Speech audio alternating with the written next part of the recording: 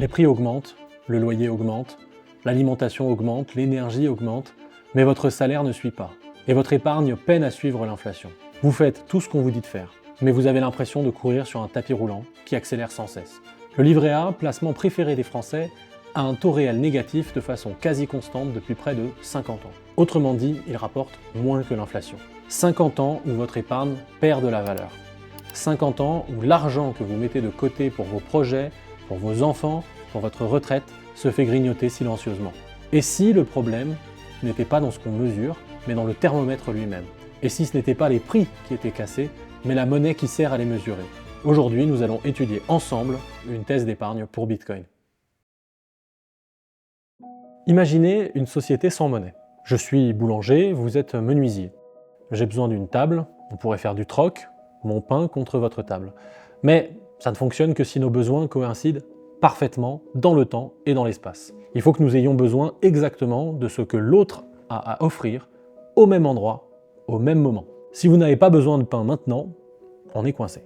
La solution, c'est le crédit. Vous me faites une table aujourd'hui et je vous promets de vous rendre l'appareil plus tard. Ça fonctionne dans un petit village où tout le monde se connaît et où on a l'assurance de se revoir plus tard pour honorer cette dette. La confiance suffit. Mais dès que la société grandit, le crédit devient un problème. Comment savoir si votre débiteur tiendra sa promesse dans 6 mois, dans 1 an? Comment faire confiance à un étranger que vous ne reverrez peut-être jamais? C'est là qu'intervient la monnaie. Une marchandise capable de préserver sa valeur dans le temps et dans l'espace et que tout le monde accepte. La monnaie, c'est un outil de coordination sociale, un langage commun qui permet à des millions de personnes de coopérer, d'échanger, de créer de la valeur. Et pour fonctionner, il faut que cette marchandise réunisse quelques caractéristiques indispensables. En particulier, il faut qu'elle soit durable, rare et difficile à manipuler. Par exemple, si la monnaie est un bien périssable, comme un fruit, on comprend assez vite que ce n'est pas très pratique pour préserver sa valeur dans le temps, puisqu'au bout de quelques jours, le fruit est pourri.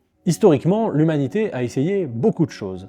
Le sel, les coquillages, les épices, l'argent, etc. Autant de marchandises qui ont laissé des traces dans le vocabulaire. Le salaire, par exemple, c'est une ration de sel. Payer en espèces, c'est payer avec des épices. L'argent, quant à lui, est devenu le nom commun pour parler de l'argent. Parmi ces marchandises, c'est l'or qui a gagné.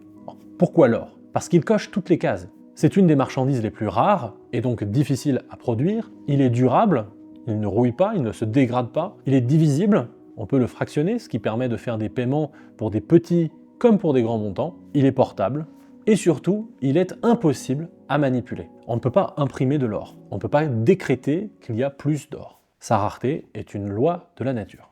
Mais l'or, c'est lourd, c'est encombrant, difficile à transporter en grande quantité. Alors au fil du temps, un système ingénieux s'est développé, les certificats. Vous déposez votre or à un tiers de confiance, et en échange, on vous donne un papier qui certifie que vous possédez cet or. Ce papier, c'est le billet. Le billet, c'est beaucoup plus pratique. Vous pouvez l'échanger, le transporter, et si tout le monde fait confiance au tiers de confiance qui stocke l'or, eh bien, le billet peut circuler en substitut de l'or. C'est la naissance de la monnaie papier. Et au début, c'est juste ça, un certificat, un reçu. Pour 100 billets en circulation, il y a 100 unités d'or dans des coffres. Et des entreprises spécialisées se créent pour garantir la sécurité de cet or, les banques. Mais très vite, les banques réalisent quelque chose. La plupart des gens ne viennent jamais réclamer leur or. Les billets circulent, ils font l'affaire, alors pourquoi garder 100% de l'or en réserve? Les banques commencent à prêter de l'or qu'elles n'ont pas. Pour 100 unités d'or en coffre, elles émettent 120, puis 150, puis 200 billets. C'est le système de réserve fractionnaire. Et ça marche. Tant que tout le monde ne vient pas retirer son or en même temps, le système tient. Mieux encore, il permet de créer plus de crédits, plus d'investissements, plus de croissance. Les entreprises peuvent emprunter pour se développer, les infrastructures se construisent, le progrès s'accélère. Mais cela vient aussi avec du risque. Si la confiance se brise, c'est la panique bancaire. Tout le monde se rue pour récupérer son or et la banque fait faillite, car elle ne l'a pas.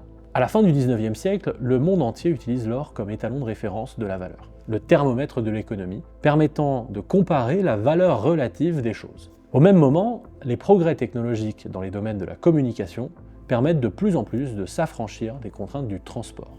À partir de 1866, il devient plus fiable et rapide d'envoyer un télégramme entre 2 banques, à Londres et à New York, que de prendre le temps et le risque de traverser l'océan avec une cargaison d'or ou même une cargaison de billets.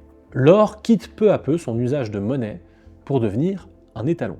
Les gens déposent leur or dans les banques le déposent dans les banques centrales, et d'ailleurs, en 1913, les États-Unis font partie des derniers États occidentaux à se doter d'une banque centrale, la Federal Reserve, ou la Fed. Progressivement, l'or disparaît de la circulation quotidienne. Il assure toujours l'architecture et la fiabilité du système de valeurs au niveau mondial, mais il le fait en dormant, centralisé dans une poignée de coffres-forts, un magot qui devient beaucoup trop tentant pour les États.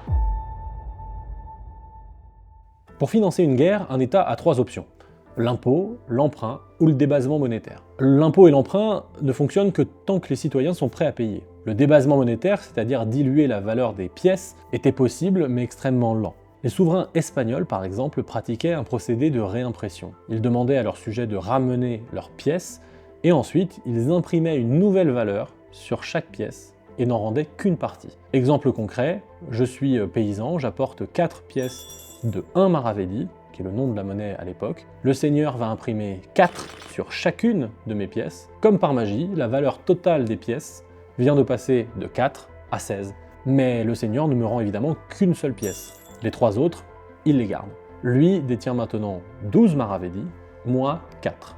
Nominalement, j'ai toujours 4. Mais là où je détenais 100% de la valeur, je n'en détiens maintenant que 25%, un quart. On m'a volé les 3/4 de mon épargne. Le processus était possible, mais visible, lent et limité. Et ils ne sont pas les seuls à s'être livrés à ce genre de procédé. Les empereurs romains, par exemple, diluaient la quantité de métal précieux dans leurs pièces, si bien qu'une pièce constituée en quasi-totalité d'argent n'en contenait quasiment plus 2 siècles plus tard. Un autre procédé consiste d'ailleurs à rogner les pièces sur le côté afin de récupérer des poussières qui permettent de créer plus de pièces. Et c'est d'ailleurs pour empêcher cela que les pièces modernes ont des stries sur le côté. Mais tout change au début du XXe siècle. Nous sommes en 1914, l'Europe vient de basculer dans le chaos. La Première Guerre mondiale éclate. Le Royaume-Uni est alors la puissance dominante du monde. L'Empire britannique s'étend sur tous les continents. La livre sterling est la monnaie de réserve mondiale. Les coffres de la Banque d'Angleterre contiennent une part considérable de l'or de la planète. Londres est le centre financier du monde. Mais la guerre, c'est cher. Extrêmement cher. Alors, le gouvernement britannique fait appel au patriotisme. En novembre 1914, le Trésor britannique lance une levée de fonds massive, les War Bonds, les obligations de guerre. L'objectif, lever 350 millions de livres sterling. C'est une somme colossale pour l'époque. À titre de comparaison, les revenus totaux du Royaume-Uni sur l'année fiscale 1913-1914 s'élèvent à 200 millions de livres. Il s'agit donc de quasiment tripler le budget de l'État. Et pour convaincre, le gouvernement offre des taux d'intérêt supérieurs à ceux des obligations gouvernementales classiques. Un investissement patriotique et rentable. Les journaux britanniques relaient l'opération avec enthousiasme. Les titres sont triomphants. Le Financial Times du 23 novembre 1914 titre « La levée est sursouscrite.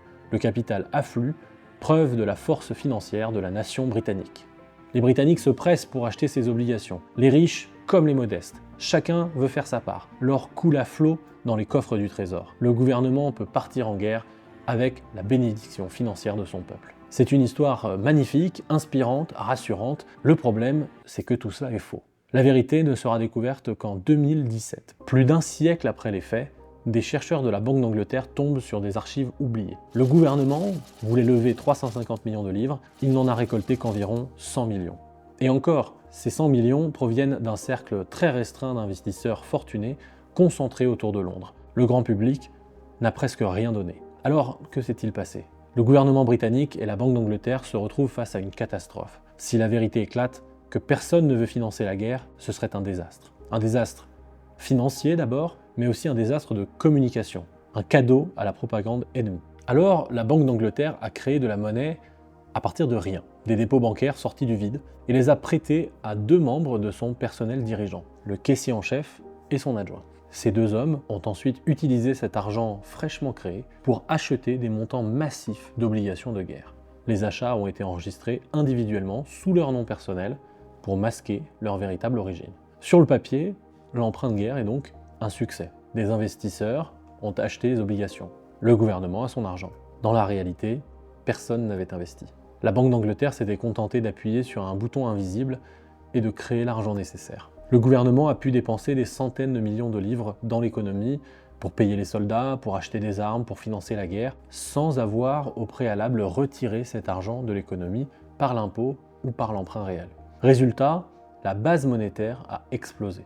Entre 1913 et 1921, alors que la production de richesse nationale exprimée par le PIB a diminué de 5%, la quantité de monnaie dans l'économie est multipliée par 3. Et évidemment, les prix s'ajustent à la hausse. Pour acheter un panier qui coûtait 100 livres en 1914, il en fallait plus de 250 en 1920. L'État a non seulement financé, mais aussi gagné sa guerre, avec de l'argent qu'il n'a pas, auprès de créanciers qui n'existent pas. Sauf que dans la réalité, ces créanciers existent, c'est simplement qu'ils ne sont pas au courant. Comme au temps des souverains espagnols avec leur maravédie, les citoyens britanniques se sont fait voler une grande partie de leur épargne. Mais cette fois, ils ne l'ont pas vu. Personne ne l'avait vu. Et en 2017, le Financial Times publie un erratum, une correction avec 103 ans de retard. Comment la Banque d'Angleterre a dissimulé l'échec de la vente d'obligations de guerre. Les citoyens britanniques ont donc payé pour la guerre. Non pas parce qu'ils avaient voté pour, non pas parce qu'ils avaient acheté des obligations, mais parce qu'on leur a volé leur épargne silencieusement, de façon invisible, via une taxe sur laquelle ils n'ont jamais voté. Une taxe qui n'apparaît sur aucun bulletin de salaire, sur aucune facture, la taxe de l'inflation. L'inflation, qui était jusqu'alors un phénomène exceptionnel, limité aux périodes de guerre, va s'ancrer peu à peu dans les mœurs, comme étant la normalité. Aux États-Unis, entre la création du dollar en 1792 et la création de la Federal Reserve en 1913, l'inflation moyenne annuelle est de 0%. Zéro. La norme était même la déflation. Grâce au progrès technologique, chaque année, on produisait plus avec moins. Les prix baissaient naturellement. Après 1914, tout change. Les gouvernements du monde entier ont découvert un pouvoir nouveau, un pouvoir terrible, celui de financer leurs guerres, leurs dépenses, leurs promesses, non pas en taxant ouvertement leurs citoyens, mais en dévaluant silencieusement leur épargne. Une imprimante à billets invisible, permise par l'évolution concomitante de la centralisation financière et des technologies de communication. Et une fois découvert, ce pouvoir ne sera plus jamais abandonné. En 1944, à la fin de la Deuxième Guerre mondiale, à Bretton Woods aux États-Unis, on tente une restauration de l'étalon or. Seul le dollar américain reste convertible en or, à un taux fixe de 35 $ pour une once d'or. Les autres monnaies sont liées au dollar. C'est un étalon or indirect, un or par procuration en quelque sorte. Pendant quelques années, ce système fonctionne, plus ou moins. Mais dès les années 60, les États-Unis vont abuser de ce privilège pour financer leurs dépenses avec de l'argent qui n'existe pas. Les programmes sociaux, la course à l'espace et surtout la guerre du Vietnam.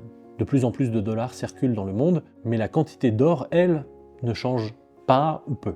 Les pays étrangers se mettent à douter de la capacité des États-Unis à tenir leurs promesses, notamment la France sous De Gaulle, et commencent à exiger de convertir leurs dollars en or.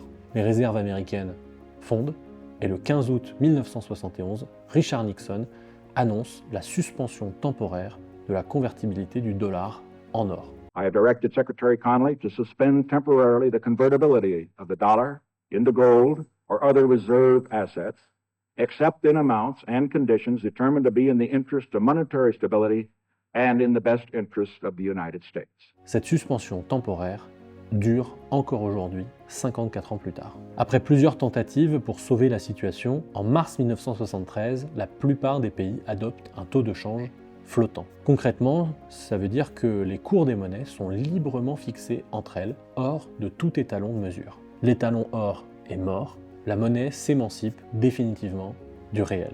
Elle devient fiat, décrétée. Imaginez que demain on vous dise « le mètre, ça n'existe plus ». On va désormais mesurer les distances avec un élastique dont la longueur change selon l'humeur du gouvernement. Eh bien, c'est exactement ce qui s'est passé en 1971 avec la monnaie. À la suite du choc Nixon, l'étalon de mesure de toute chose ayant un prix sur Terre vient de voler en éclats. Et le marché est sommé de réévaluer la rareté relative de toutes les ressources avec ce nouvel étalon, le dollar, qui n'est lui-même fondé sur rien du tout. Le prix des marchandises explose. L'or, dont le prix était fixé à 35 $ l'once dans le système de Bretton Woods jusqu'en 1971, passe à plus de 130 $ pour une once fin 1973, quasiment x4 en 2 ans. L'argent passe de 1,4 $ l'once à près de 4 $. Le blé, le soja, le bois, toutes les ressources prennent la même trajectoire. Et évidemment, le pétrole aussi doit ajuster son prix. 1973, c'est le premier choc pétrolier, qui trouve une partie substantielle de son origine dans la rupture de l'étalon de mesure des prix. Tous les prix se mettent à monter simultanément. L'inflation atteint près de 15% annuel aux États-Unis. Nous vivons dans un système dit fiat. Fiat, ça veut dire ainsi soit-il. La valeur de la monnaie est décrétée, elle n'est adossée à rien. Et l'inflation, ce n'est pas un bug, c'est une fonctionnalité. C'est un objectif tout à fait officiel de la Banque centrale. La même institution qui, selon ses statuts, doit préserver le pouvoir d'achat de la monnaie et garantir la stabilité des prix, œuvre dans le même temps et de façon tout à fait officielle pour détruire la valeur de la monnaie à hauteur de 2% par an. Autrement dit, la Banque centrale, dont la mission est de protéger votre épargne, travaille activement à la faire fondre. La perte de valeur de la monnaie a une conséquence majeure. L'épargne ne peut plus attendre. Elle ne peut plus dormir. Si elle dort dans la monnaie, elle se fait taxer par l'inflation. Chaque année, elle perd 2%, 3%, 4%, parfois plus, de sa valeur. Le capital est donc poussé. Poussé vers quoi? Vers la consommation immédiate, vers l'investissement risqué, poussé vers n'importe quoi qui n'est pas de la monnaie. Et c'est ainsi que de nombreux actifs financiers voient leur prix s'apprécier artificiellement. Ils absorbent ce que l'on appelle une prime monétaire.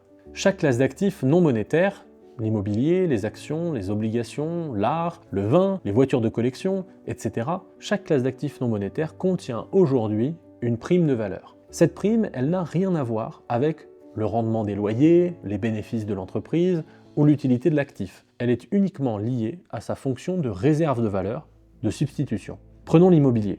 Grâce aux travaux de la Federal Reserve américaine, on peut reconstituer l'évolution du prix de vente et des loyers aux États-Unis depuis 1890. Entre 1890 et 1971, les deux valeurs sont très proches, se suivent. Le prix suit l'usage, le loyer. À partir de la cassure du thermomètre monétaire en 1971, les prix de vente décollent et se décorrèlent complètement de l'usage, le loyer. Si vous connaissez des propriétaires ou si vous en êtes un vous-même, vous vivez cette décorrélation. Les gens n'achètent plus vraiment pour le rendement locatif, mais parce qu'on leur a dit que l'immobilier ça monte toujours, c'est une protection contre l'inflation, c'est un endroit où placer son épargne. Résultat, les prix explosent. Non pas parce que plus de gens veulent se loger, mais parce que le capital fuit la monnaie et vient parasiter l'usage productif de l'immobilier, à savoir se loger. La part du prix qui n'a rien à voir avec l'utilité de se loger, mais tout à voir avec le besoin d'échapper à la monnaie, c'est la prime monétaire. C'est la même chose pour la bourse. Une partie substantielle de la valeur attendue d'une action ne provient pas du dividende attendu, mais de la plus-value espérée. Dans tous ces cas, il y a une demande qui n'a rien à voir avec l'utilité fondamentale de l'actif. C'est une demande monétaire. C'est une fuite de la monnaie fiat. Alors présenté comme ça, on se demande bien comment on peut accepter collectivement de rester dans ce système absurde. Mais bien qu'il soit absurde, ce système fait des heureux. D'abord les États. Ils peuvent s'endetter à volonté, déficit sur déficit. La France a connu son dernier budget à l'équilibre en 1974, juste après l'abandon de l'étalon or. Aux États-Unis, le déficit fédéral annuel moyen entre 1792 et 1913 est de 0%. Entre 2009 et 2025, il est de près de 6,5% chaque année. L'addition, elle est payée via l'inflation plutôt que par l'impôt. C'est beaucoup plus simple, il n'y a pas de vote, pas de débat. L'inflation, c'est une taxe invisible. Et puis, les personnes aisées sont doublement gagnantes. Premièrement, ce sont celles qui peuvent facilement accéder au crédit, et elles exploitent donc le système pour acquérir des actifs qui sont rares, eux. Et deuxièmement, une fois qu'ils détiennent ces actifs, immobilier, actions, obligations, ils n'ont plus rien à faire d'autre que d'attendre et de voir leurs actifs s'apprécier. Non pas parce que ces actifs sont plus productifs, mais parce que la prime monétaire pousse leur prix à s'accroître de façon structurelle. Du côté des perdants, en revanche, on trouve les jeunes, les travailleurs, les gens qui vivent sur des rentes ou des pensions fixes par exemple. Le travail ne peut pas suivre. Le rythme de création monétaire moyen au niveau mondial depuis 1971 est d'environ 7% par an. Autrement dit, si vous n'êtes pas augmenté de 7% par an, vous perdez du pouvoir d'achat. Si votre épargne ne vous rapporte pas 7% par an, vous sous-performez l'imprimante à billets. Les règles du jeu sont cassées et chaque crise vient le rappeler douloureusement.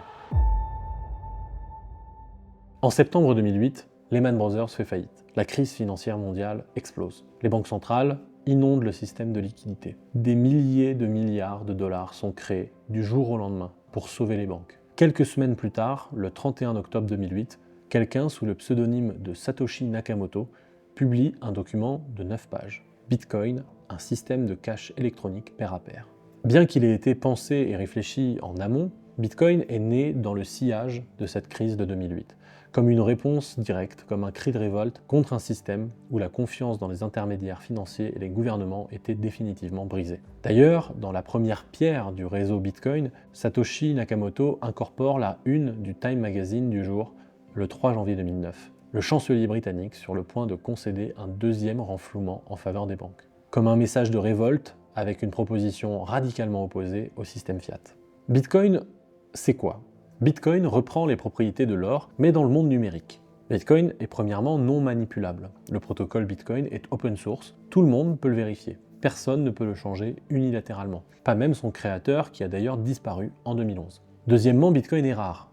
Il n'y aura jamais plus de 21 millions de Bitcoin. La rareté de Bitcoin, elle est en contraste absolu avec la monnaie fiat qui dépend de la décision politique. Une décision qui change au gré des crises, des élections ou des besoins de financement. Et troisièmement, Bitcoin est non censurable. Si vous détenez vos propres clés privées, votre propre mot de passe en quelque sorte, personne ne peut vous prendre vos Bitcoins. Pas de gel de compte, pas de saisie. Vous pouvez traverser une frontière avec 1 milliard de dollars dans votre tête. Juste 12 mots à mémoriser qui constituent votre mot de passe. La différence majeure avec l'or, c'est que Bitcoin est nativement numérique. Vous pouvez envoyer des Bitcoins à l'autre bout de la planète en quelques minutes. Tout cela en fait un candidat très sérieux pour devenir un étalon monétaire du XXIe siècle. Maintenant, posons-nous la question, que se passe-t-il si le monde dispose d'un meilleur étalon monétaire? Une meilleure façon de préserver son épargne dans le temps. Un étalon non manipulable, rare, vérifiable, portable, divisible, non censurable.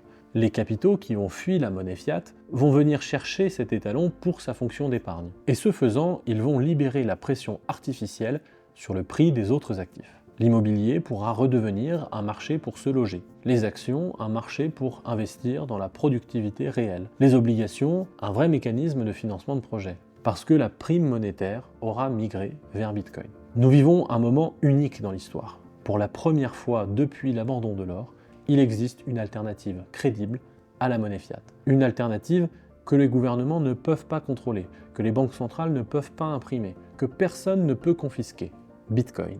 Et plus Bitcoin gagne en légitimité, plus il est adopté par des institutions, des entreprises, des États même, plus il va aspirer cette prime monétaire qui déforme les autres marchés. Combien d'argent cela représente-t-il? C'est très difficile à estimer. Si l'on additionne le marché immobilier mondial, celui des obligations, des actions, des métaux précieux, on obtient plus de 600 000 milliards de dollars. À l'heure de l'enregistrement de cette vidéo, la capitalisation totale de Bitcoin est d'environ 1500 milliards de dollars. C'est moins de 0,5% de ces 600 000 milliards. Si Bitcoin capte 1% de cette valeur, un Bitcoin vaut 300 000 dollars. Si Bitcoin capte 10% de cette valeur, un Bitcoin vaut 3 millions de dollars. Si Bitcoin capte 50% de cette valeur, un Bitcoin vaut 15 millions de dollars.